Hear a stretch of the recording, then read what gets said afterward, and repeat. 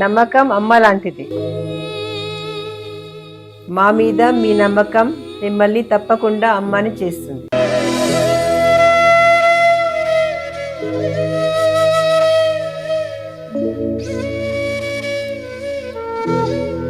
నేడు ఎంతో మంది మా మీద నమ్మకంతో అమ్మాయారు. మీకోసం అమ్మతనం ఎదురు చూస్తుంది. వివరాలకు సంప్రదించండి కిరణ్ ఇన్ఫర్టిలిటీ సెంటర్, హైదరాబాద్, బెంగళూరు, చెన్నై, ఢిల్లీ. 2026 సంవత్సరం మార్చి నెల 20వ తారీఖు నుండి 2027 ఏప్రిల్ 6వ తారీఖు వరకు కొత్త సంవత్సరం పరాభవనామ సంవత్సరం జరుగుతుంది. ఈ పరాభవనామ సంవత్సరంలో ధనస్సు రాశి ఫలితాలు చెప్పుకుందాం. ఈ ధనస్సు రాశి వచ్చేప్పటికల్లా కుజుడు, శుక్రుడు, గురువు వీళ్ళు బాగున్నారు. ఈ రాశి వాళ్ళకి వివాహం కావడానికి చాలా మంచి అవకాశం ఉంది. వెంటనే సంతానం కలగడానికి కూడా చాలా బాగుంది. తర్వాత శుక్రుడు బాగున్నాడు, మంచి భార్య వస్తుంది, అనుకూలవత అవుతుంది, కుటుంబం ప్రశాంతంగా ఉండటానికి బాగా అవకాశం ఉంది. కానీ ఈ రాశి వాళ్ళకి రాహుకేతువుల మధ్యలో గ్రహాలు పడ్డాయి. శని అష్టమంలో పడ్డాడు. ఇది చెడు అని చెబుతున్నానని ఆలోచించద్దు. ఎప్పుడు కూడా 5 వేలు ఉన్నాయండి. 5 వేలు ఒకే రకంగా ఉన్నాయా? లేవు. 5 రకాలుగా ఉన్నాయి. అన్నిట్లోకి పొట్టిది, లావుది, బొట్టన వేరు అంటే మరుగు జోళ్ళలాగా ఉంటుంది. కానీ ఆ వేలుని మనం తీసేస్తామా? ఈ 5వ వేలు బొట్టన వేలు చెంబు పట్టుకోవాలంటే బొట్టన వేలు లేకపోతే చెంబు పట్టుకోలేం. అట్లాగే ఈ 5 వేళ్ళు కూడా సహకరిస్తేనే మనం ఇంట్లో ఏ పనున్నా చేసుకుంటాం. అట్లాగే కుటుంబంలో భార్య, భర్త, తల్లి, తండ్రి, పిల్లలు అందరూ కూడా ఒకళ్ళతో ఒకళ్ళు మంచిగా ఉండి ఏ పనైనా సరే కలిసి చేసుకుంటేనే బాగుపడటానికి, కుటుంబ వ్యవస్థ బాగుండటానికి మంచిది. ఎందుకంటే నువ్వే చేసుకో, నేను కూర్చుంటాను అంటే ఒకళ్ళు చేయటం చాలా కష్టం. కాబట్టి ఈ రాశి వాళ్ళకి అర్ధాష్టమ శని, రాహుకేతువుల మధ్యలో గ్రహాలు పడటం వల్ల భార్యాభర్తల సమస్యలు మాత్రం ఖచ్చితంగా కనబడుతూ ఉన్నాయి.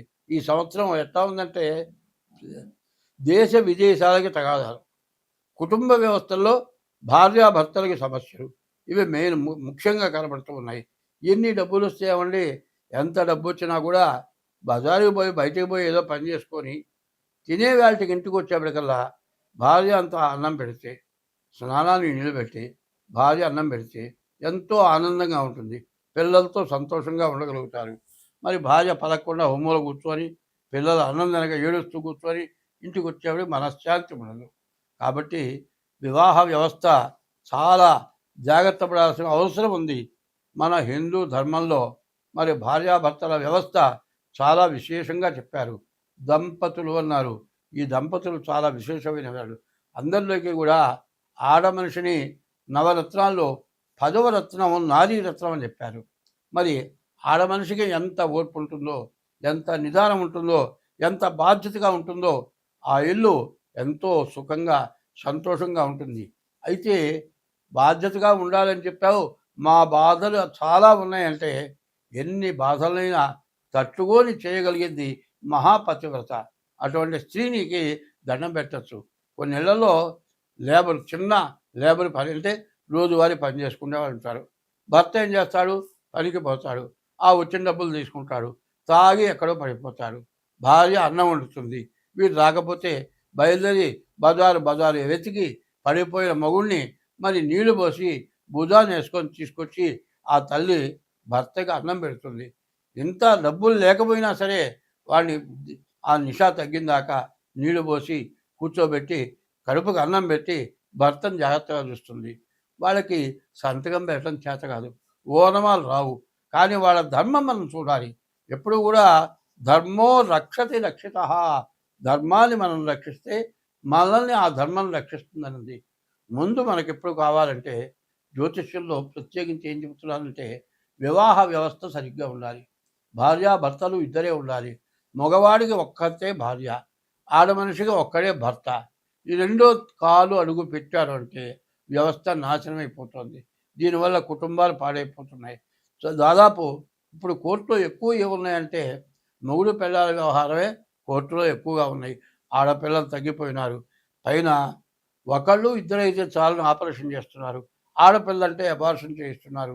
దీనివల్ల ఆడపిల్లలు తగ్గిపోయి మరి మగపిల్లలు పెరిగిపోయి వివాహానికి ఆడపిల్ల దొరక్క దీనివల్ల చాలా ఇబ్బందులు పడి ఎట్లాగొట్టా వివాహం చేసుకుంటే వివాహ వ్యవస్థ నిలవక ఇబ్బంది పడుతున్నారు. ఎప్పుడు కూడా ఒకటే చెబుతున్నా, ఆడపిల్లనిచ్చిన తల్లిదండ్రులు ఎట్లాగైనా సర్ది కాపరానికి పంపించడానికే ప్రయత్నం చేయాలి. రెండో దారి తొక్కకూడదు. కాదండి ఇప్పుడు వీడితో విరోధం వచ్చింది కదా అని బయట పెట్టి డైవర్స్ తీసుకొని రెండో పెళ్లి చేస్తే కూడా వాడు కూడా ఈ అమ్మాయిని హింసిస్తాడు. తప్పదు, ఇది మాత్రం చూడండి. ఎక్కడ తేడా వచ్చినా నీ భర్త వాడిని ఎందుకు వదిలిపెట్టావు, నీ తప్పు ఉంటేనే వదిలిపెట్టావు అని విమర్శిస్తాడు. కాబట్టి రెండో పెళ్ళి అంటే విమర్శకి లోనవటమే ఆడమనిషి కానీ మగ మనిషి కానీ. మరి కుటుంబ వ్యవస్థ మన ధర్మము ధర్మపత్ని సమేతస్య. ఏదైనా పూజ చేస్తే ధర్మపత్ని సమేతస్య అని చెబుతున్నాం.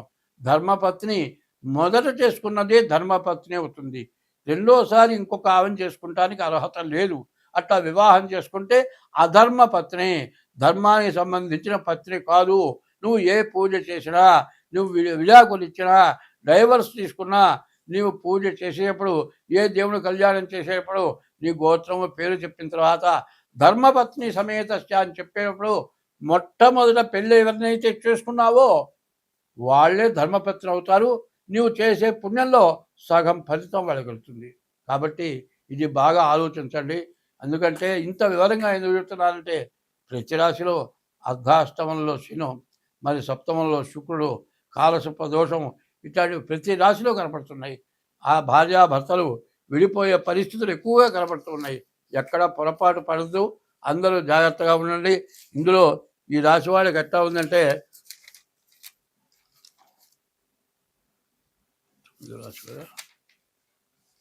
ధనస్సు రాశి.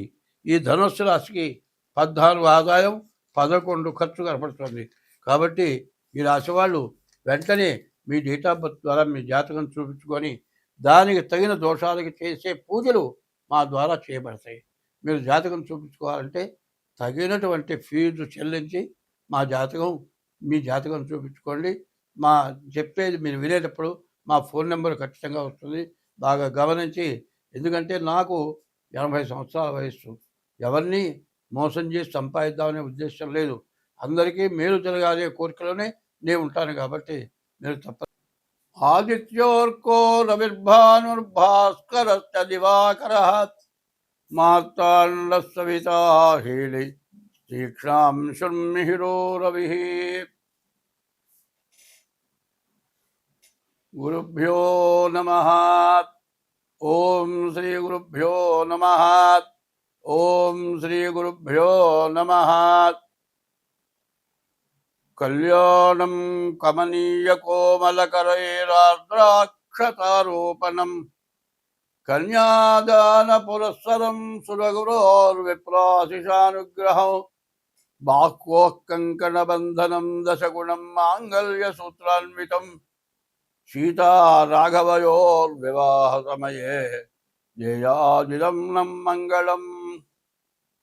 కళ్యాణౌ కమనీయ రూప విభవౌ కల్పద్రుమౌ శ్రీపదౌ కంజాక్షౌ కనకోపమాంబరధరౌ కంజాననౌ కామినౌ కళ్యాణ ప్రమదప్రదౌ కవినుతౌ కస్తూరికా చర్చితౌ శ్రీదౌతౌ శుభదం పతీహ భవతాం శ్రీజానకీ రాఘవౌ.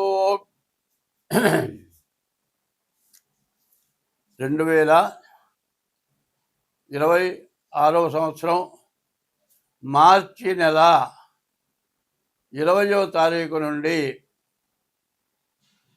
2027 ఏప్రిల్ 6వ తారీఖు వరకు పరాభవనామ సంవత్సరం.